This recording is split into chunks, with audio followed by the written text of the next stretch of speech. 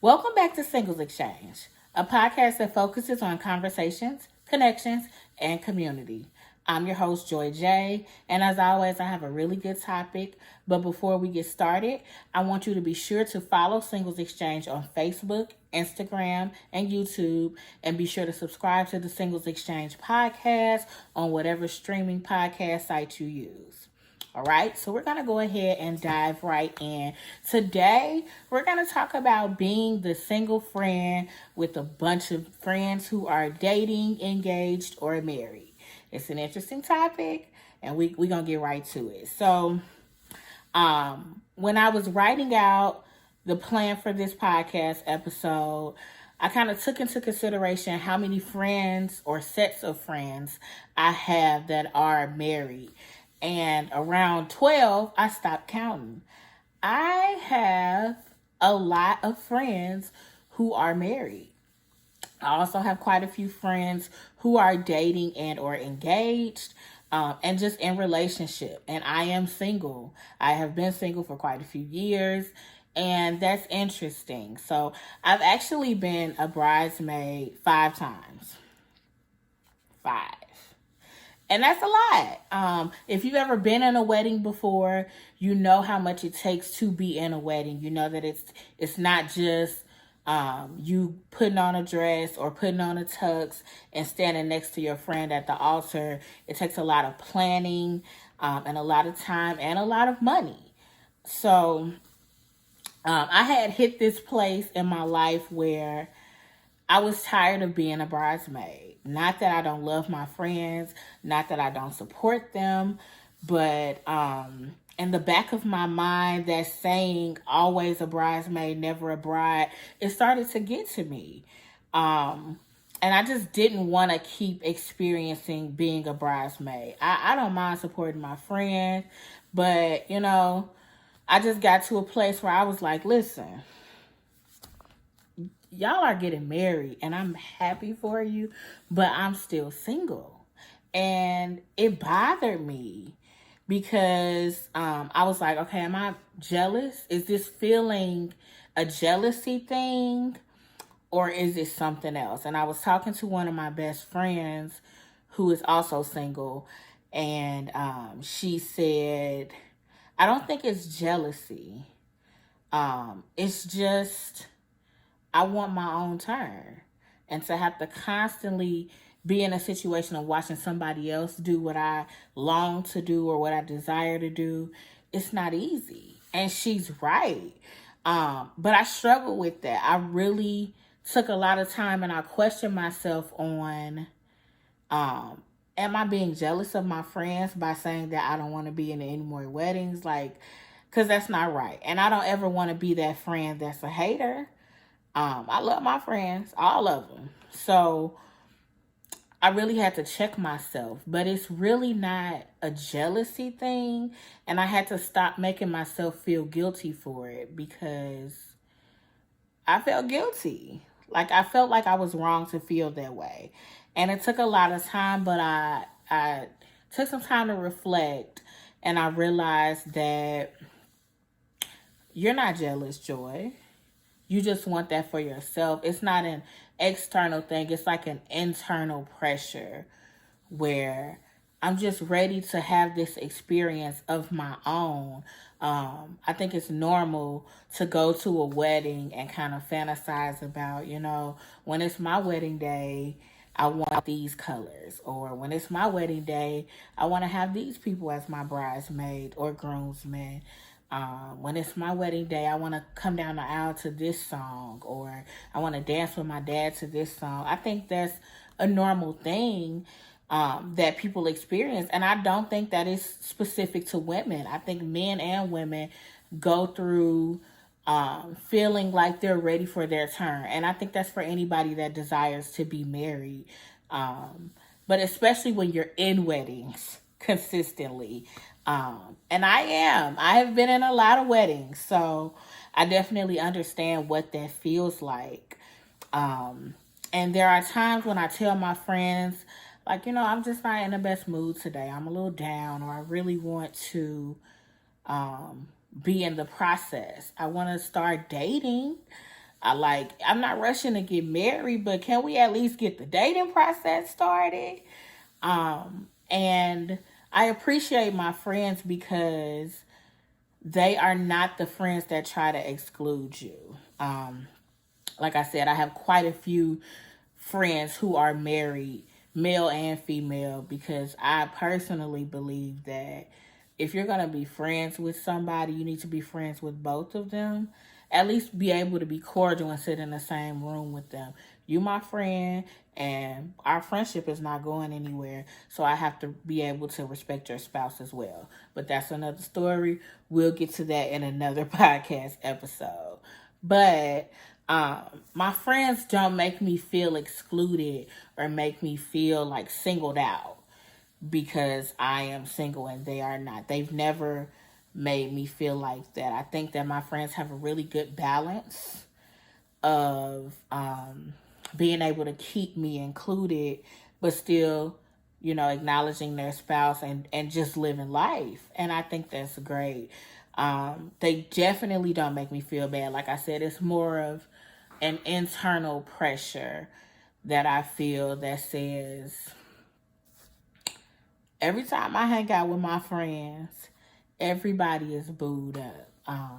My plan is to go on a trip. We have one of my friend groups. We have been planning this friends trip for over a year now. And us going at this point is contingent upon coronavirus. But there's 8 of us going. Of the 8 people that are planning to go, 6 of those people are married to each other. So it's 3 couples and then these 2 single friends. And sometimes it can get overwhelming. The feeling of being a single friend when you're around all of your other friends, it can definitely be overwhelming. I know I'm not the only single that has felt pressure to have someone. You listen to your friends talk about, well, my boo did this and Bay did that. And even just looking, we live in a society where social media is big. So everybody posts pictures with their boyfriend or their girlfriend or their husband or their wife or their boo or their bae. And, you get all these likes and all of these comments and all of these shares. One of my college roommates, who is still one of my very best friends, her fiance proposed to her last summer and their video went viral. And it was beautiful. I was there. I got to enjoy. And actually, when I was at work, someone came into work like, I think I saw you in the background of this proposal video. And they started explaining and describing. And I was like, yeah, that was me.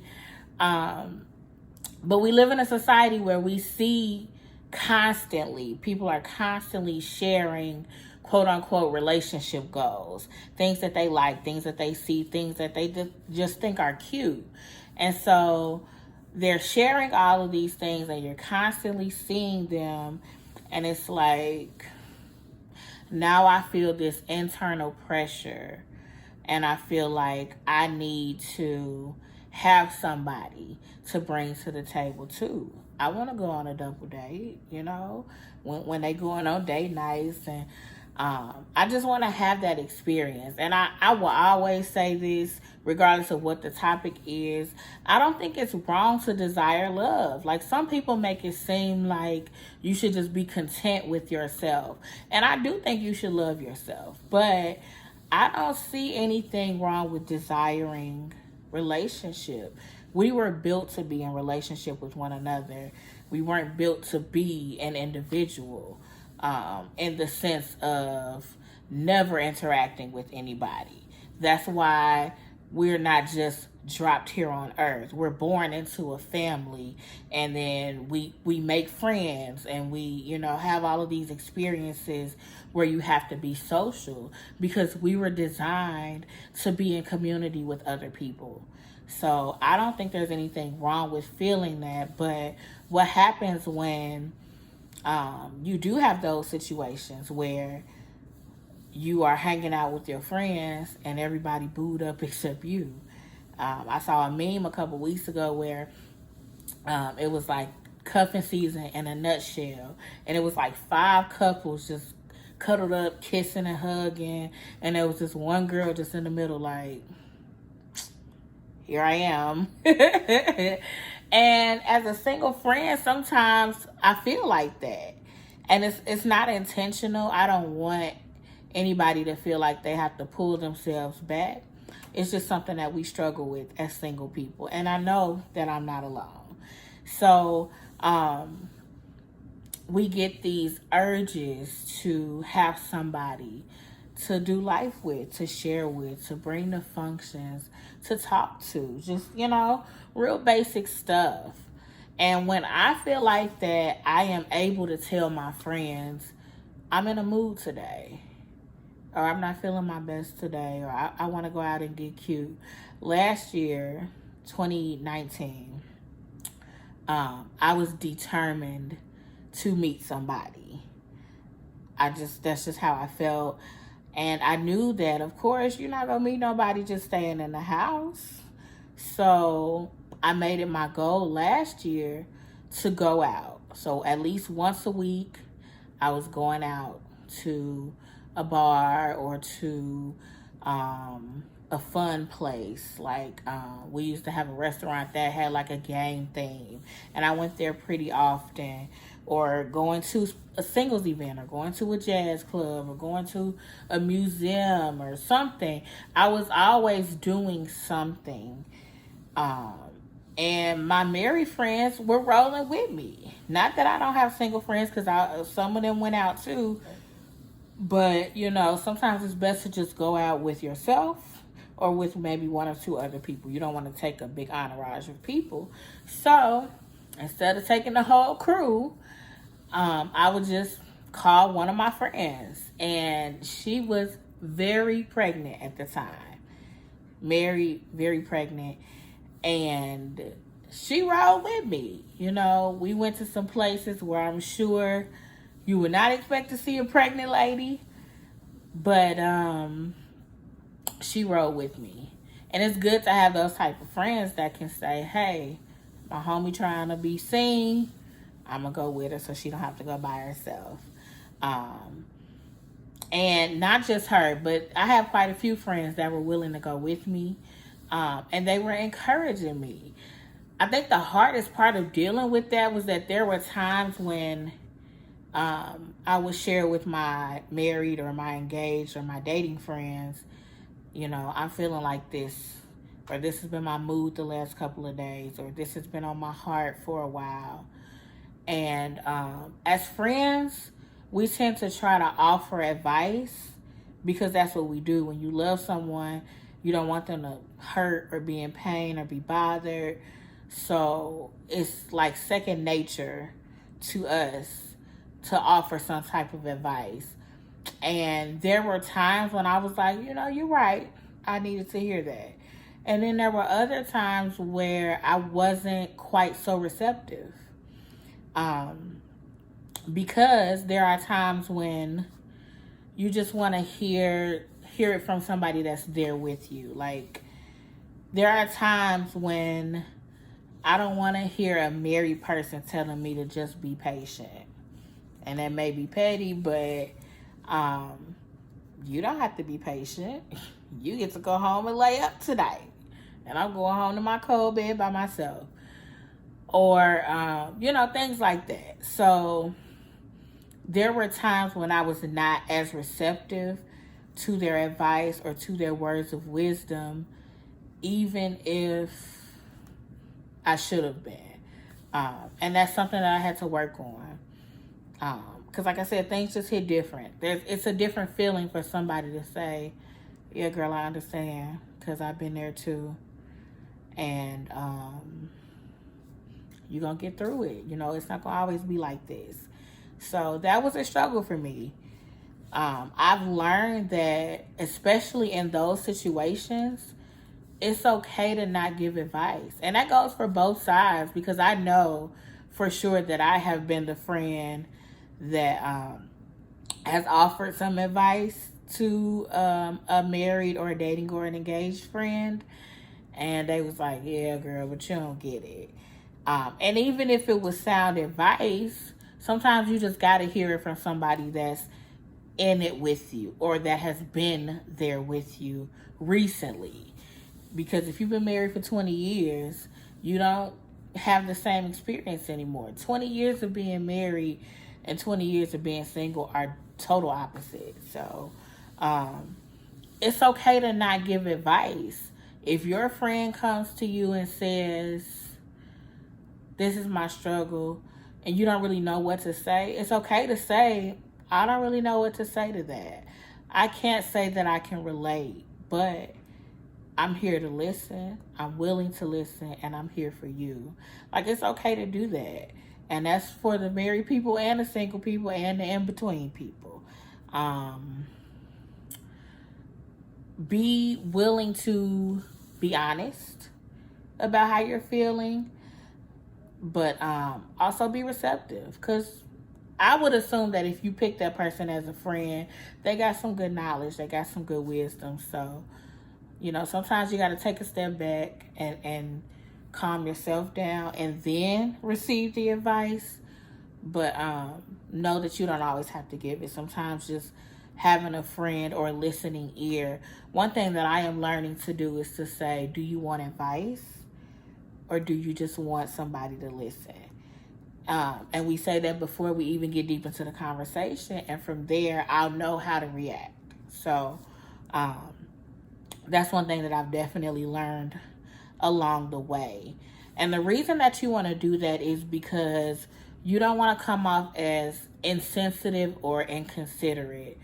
I have a friend who was going through some things in her marriage, and she told me that she felt like I was taking her spouse's side. And I was like, "Nah, like, you my friend, you my homie, it's never that I'm taking sides, but this is me offering what I deem as good or godly advice." And she was like, "I get that, but in that moment, I just needed somebody to be here for me, to say I understand."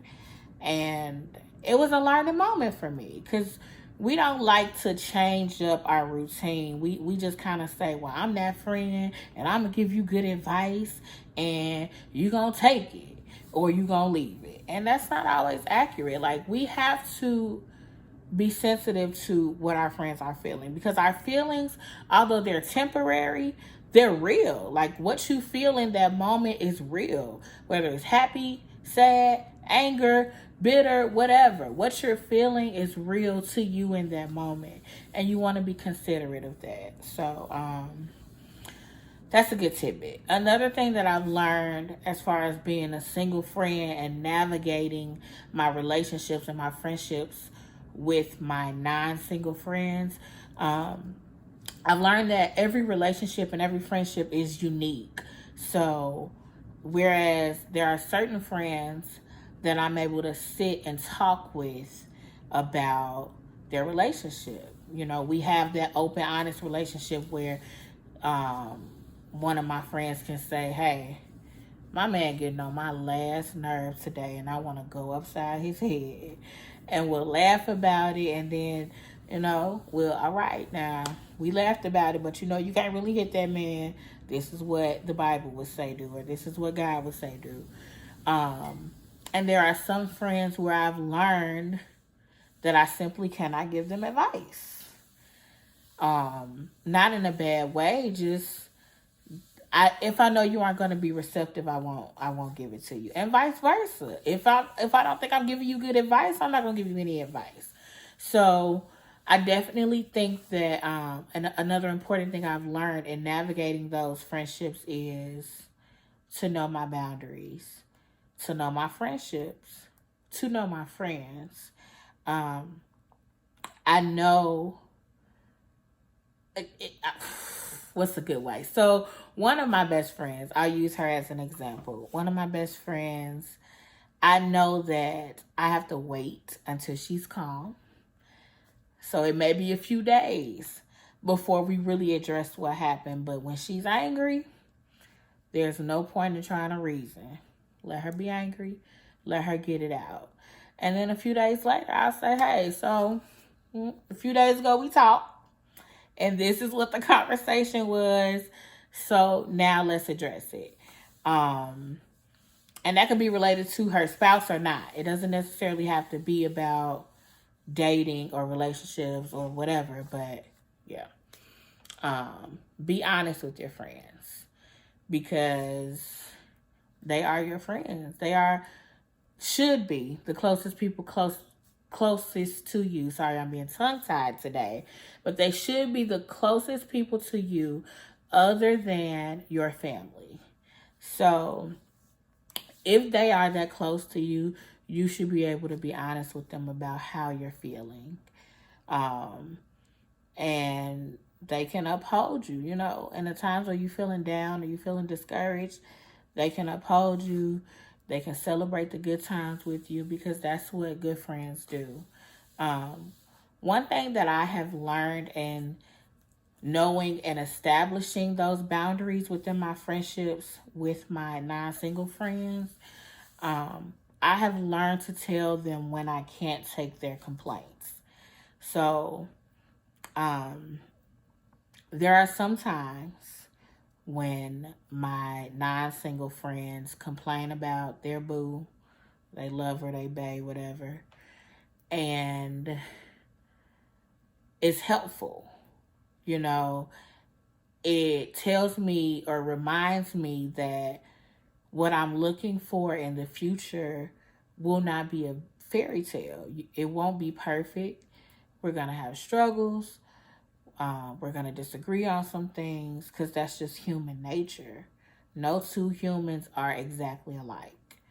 So it reminds me that we're going to struggle, and it'll also show me some things that I should not do. Sometimes you can look at other people's mistakes and learn what not to do.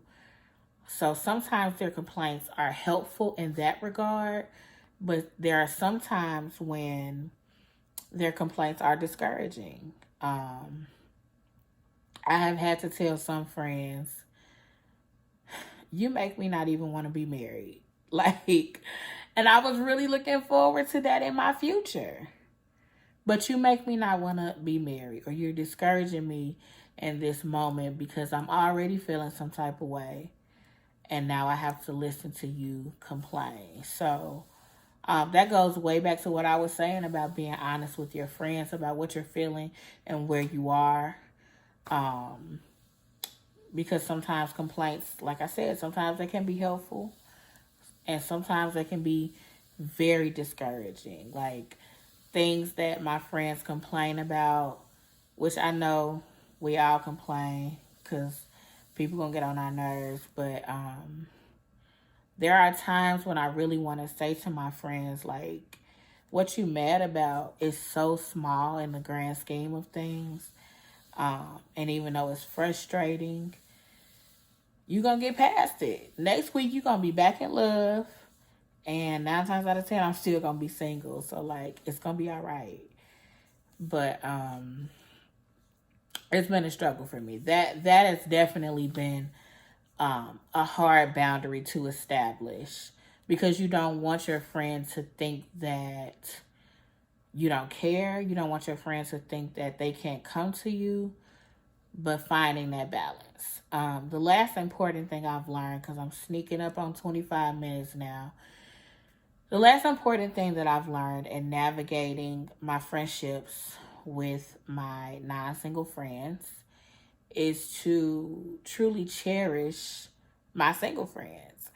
I've learned to find a good balance between hanging with the marrieds and the engaged and the dating and hanging with my single friends, because sometimes you just want to be around somebody who is in the same boat as you.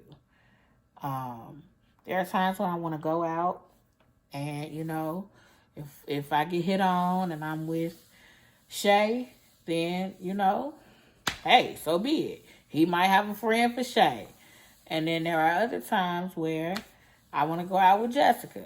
And Jessica cannot be hit on because she is very married. But finding that balance in your friendships, I think, is important. It's okay to have a variety of friends. I have a ton of friends. So it's okay to do that. So anyway, guys, I am right at my 25-minute mark. And I hope you enjoyed. This one was a more candid episode. I'm trying a different approach this time with a more candid episode. So those are just some of my thoughts about being a single friend. I hope that you enjoyed it. Again, be sure to check out Singles Exchange on Facebook, on Instagram, and on YouTube, and on your podcast streaming sites. And in honor of all of my married friends, be sure to check out hashtag Married Mondays on the Singles Exchange page. Every Monday, we have a topic or a video or a quote specifically for our married exchangers. So be sure to check that out, and I will talk to you soon. Let's exchange.